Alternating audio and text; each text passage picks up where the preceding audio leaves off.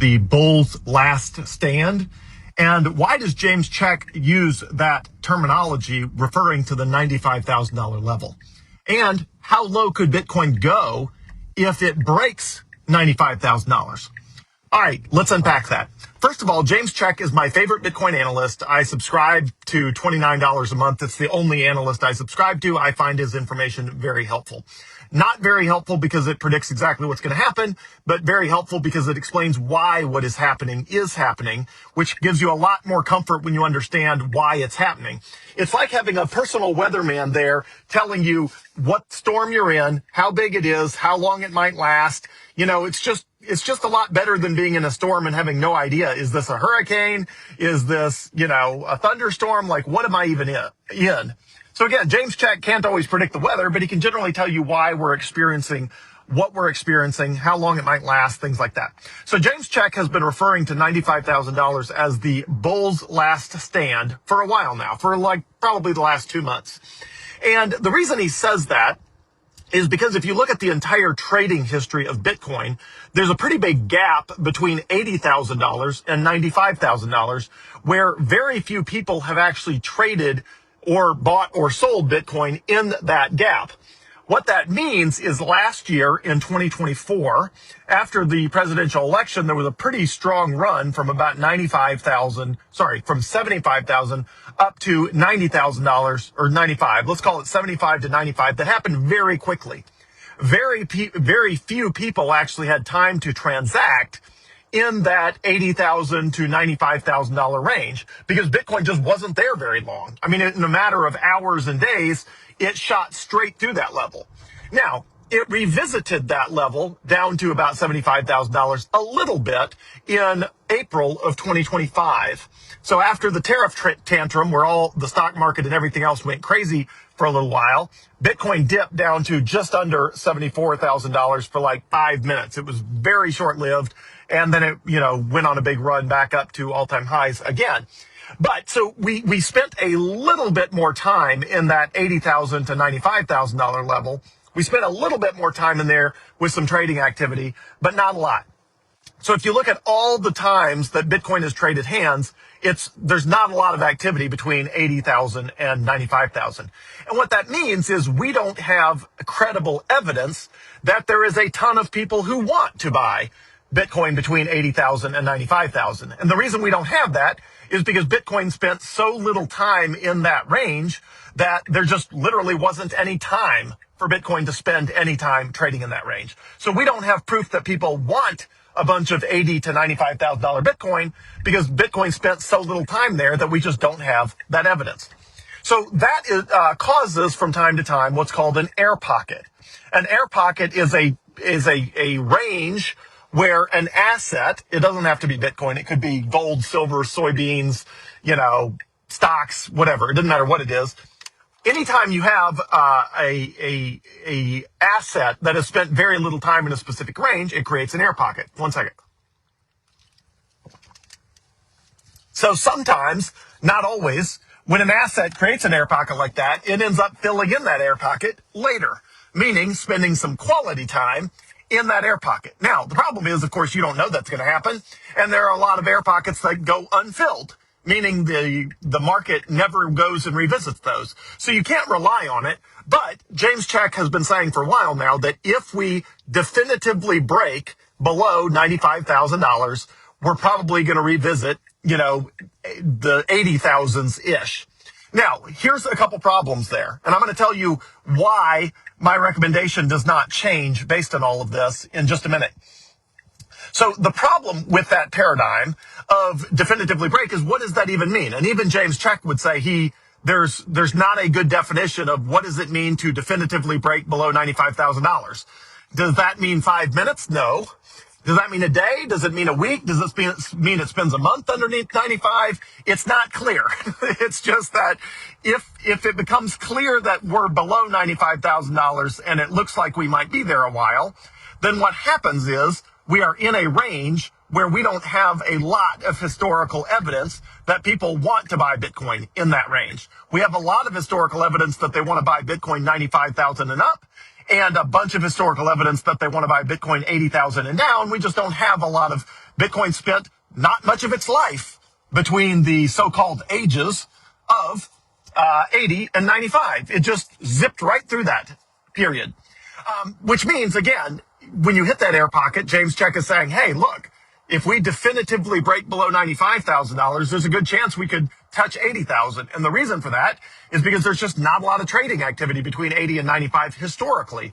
That does not mean there won't be now, but there has not been historically. And it's hard to have high conviction that, that the price is not going to drop further when we just don't have the historical data. Now, you might be thinking, hey, if there's an air pocket that James Check has been talking about for a month or two now, between 80 and 95, why don't we all just wait to buy Bitcoin at 80,000? Well, the problem is there's no way of knowing if it's going to go down there. Even James Check would have said, his odds historically have been 70-30 that we never visit that, and it goes just straight up. So you certainly do not want to bet on the 30% side of a 70-30 bet, when even James Check himself is saying if we definitively break below $95,000, we're probably headed into the 80s and even the low 80s. You don't want to bet on that because, again, historically, the exact same times James Check has been saying that, he's also been saying that there's a 70% chance we won't touch any of those numbers and we won't break below 95 at all. So again, it just makes no sense. Secondly, you can never win by picking a number where an asset has to go down that low. If I gave you advice, and in nothing I give you, it's never financial advice, never investment advice, tax advice, legal advice. Nothing I give you is ever advice. This is all just one random person's opinion. So if I tried to tell you what is everybody going to predict is going to happen, then back in 2022, I would have told you, don't buy Bitcoin until the price hits 13,800. Now, why was that? Because practically everybody on Twitter with all these different economic models had all figured out that the magic number where everybody should buy Bitcoin was 13,800, and that the price of Bitcoin was going to keep dropping until it hit 13,800. We never hit 13,800. The lowest price Bitcoin ever went in 2022 was 15,500, thousands of dollars higher than 13,800, or at least whatever, $1,700 higher, whatever that is. So we never hit that number. So the smart people like me were gobbling up as much Bitcoin as we possibly could at 20,000, 19,000, 15,000, 15,000, 16,000, or high 15,000s. We never got into the low 15,000s. All of the numbers down there, I was buying at all of them. I was buying in the 20,000s, the 30,000s, the high teens.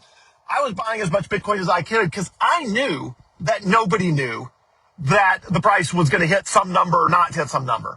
So if I told you right now, I was like, look, if we definitively break below $95,000, we're going to hit 80. Nobody knows that. James Check doesn't know that. Nobody knows that. James Check's job is just to say, look, if that happens, you need to know why it happened.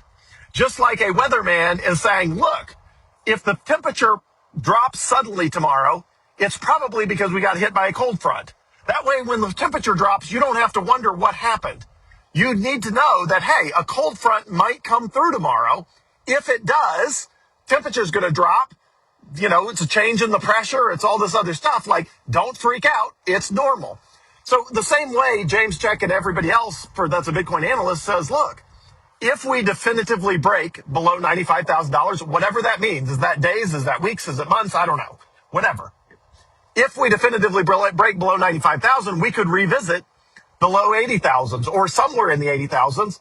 Again, we don't know that. And everybody who comes up with these numbers that they're going to wait and buy when it hits a certain number, somehow they get cheated out of the Bitcoin because they cheat themselves out of the Bitcoin because it doesn't hit that number. Because as soon as everybody thinks, like, let's assume James Check was the perfect predictor of the future. And he put out on his newsletter that if we definitively break below, $95,000, that we're going to hit $80,000, and that's the magic number. Well, guess what happens? Everybody's going to say, hey, if everybody's expecting to buy at $80,000, I don't want to miss out, so I'll set my buy at $81,000. Now, someone else is going to think, if everybody else is thinking they're going to front run that $80,000, by buying at 81,000, then I'm going to buy at 82,000 so I don't miss out. Well, eventually what happens is everybody bids that number right back up until you never hit 80,000 because everybody's trying to front run that number, making sure that they're not the last one who gets left out. And so that's why the price goes higher. It's the reason in every marketplace, supply and demand works the way it does. Because everybody in a marketplace who wants to buy something could just wait for a cheaper price. And the reason they don't wait for a cheaper price is they're afraid they're not going to get the cheaper price. Or they just have a need for whatever it is right now, and they don't have the luxury of time. With investing like Bitcoin, you could always sit in US dollars and watch your purchasing power disappear by between 4% and 9% per year. So yeah, you could be so-called patient, watching your purchasing power deteriorate in the US dollar. And in doing so, you could wait for a cheaper Bitcoin price.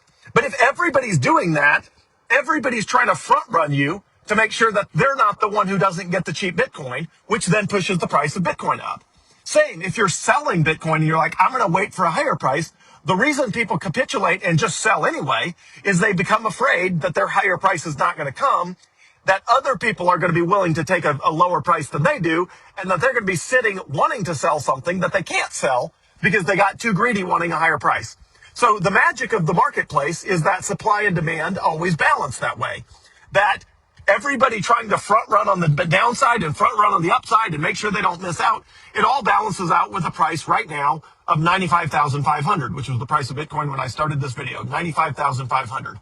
The reason it's not lower is there's too many people who want Bitcoin who are not willing to risk that it won't go lower. The reason it's not higher, there are too many people willing to sell Bitcoin that don't want to risk that it won't go higher. That's supply and demand. And it works that way for every stock, every bond, every commodity, gold, silver, soybeans, rice, corn. It works that way for all of them. Everybody is buying and selling based on that, and supply and demand always determines where that midpoint is.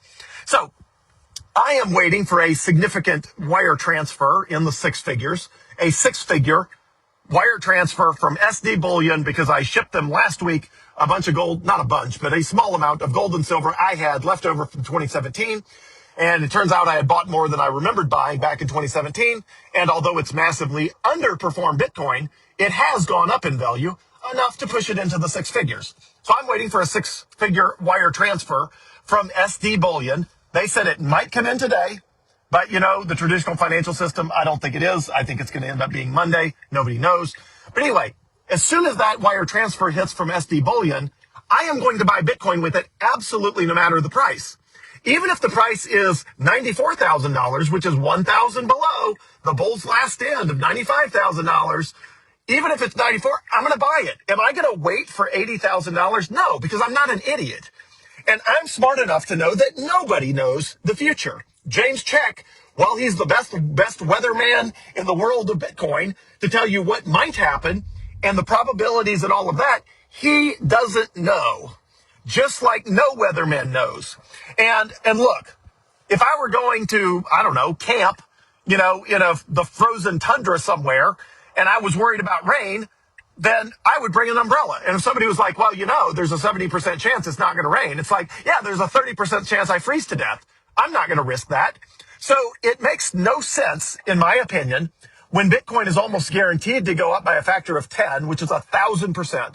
It makes no sense when the upside is 1,000% to try to capture another 15% on the downside so that your upside percent is a little bit more than 1,000%. The odds are absolutely stacked against you if you're trying to time the market by waiting for a lower price. You're like, okay, I'm just going to pass on this 1,000% gain, almost guaranteed over the next 10 years. I'm going to pass on that 1,000% gain in the hopes I can buy Bitcoin $10,000 cheaper than today's price.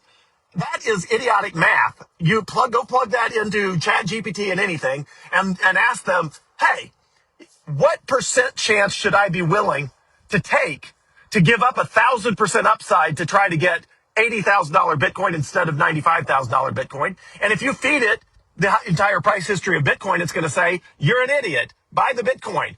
Because it's going to tell you the probability that Bitcoin drops by another 15% when it's already down 25% is way lower than it would have to be to make economic sense for you to play that game. And whatever that threshold is, and I posted a bunch of them online earlier this week or last week of like, this is how certain you would have to be for that to happen in order to feel comfortable doing that. And the odds are just completely not in your favor. So what am I going to do, even though I subscribe to James Check? I read about his, Bulls last stand, $95,000. What does it mean to definitively break below that level? All of that. What am I going to do? I'm going to buy as much Bitcoin as I possibly could as soon as I can, and I'm going to sit on it for as long as conceivably possible, because that is the only way to win. You're not going to win by trying to time the market. You're not going to win by trying to pick magic thresholds. That's your perfect buying opportunity. And look, if you can't stomach just buying, then set up a recurring buy, which is called dollar cost averaging, DCA. Dollar cost averaging. Set up a recurring buy that just buys you the same amount, $100, $1,000, $5,000, however much. Buy the same amount per week. Maybe it's $50, maybe it's $10. Buy the same amount every week and just leave it on indefinitely. If that makes you feel more comfortable, go for it. What am I going to do? I'm going to buy as much Bitcoin as I possibly can, as fast as conceivably possible, because that is the only way historically that you end up with a lot of Bitcoin when all the dust settles. It's the only way I've ended up with a lot of Bitcoin when the dust settles. So, summary here. The summary is, James Check has said $95,000 is the bull's last stand. If we definitively break below $95,000, we could drop to $80,000. But what does definitively break below that mean? It's hard to tell. Nobody knows. And the odds are absolutely against you magically picking up a number and deciding you're going to buy Bitcoin at that number, because you're either not going to do it or it's never going to hit that number. And you're going to look back and you're going to think, I could have bought Bitcoin at 95,500 and I didn't. And everybody that's played that game ends up regretting it. Don't play that game. It's simple. Buy as much Bitcoin as you can as soon as possible. It's massively on sale right now, and hold on to it for as long as conceivably possible. That is the only definitive formula with Bitcoin or any other asset, that if you buy the right assets, and Bitcoin is, that's the only definitive strategy that works.